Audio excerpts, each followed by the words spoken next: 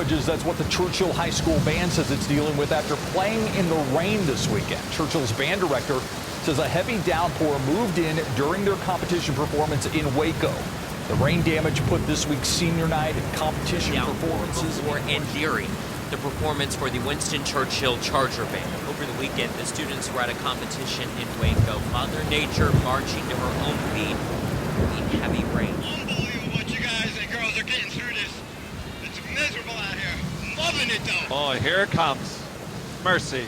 Couldn't have waited another minute, right? We're getting even more focused right now as the rain's starting to just pound. Yeah, this rain is unrelenting now at this point. Churchill High School through some very, very challenging conditions that just got worse and more challenging as the performance continued. I want to salute all the performers for persevering through this, bringing your absolute best. This absolutely will be a performance that you will likely remember for a long, long time. A long time. A long time.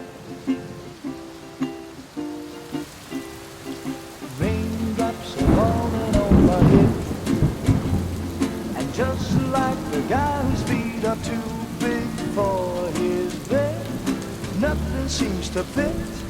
Those raindrops are falling on my head, they keep falling. So I just did me some talking to the sun, and I said I didn't like the way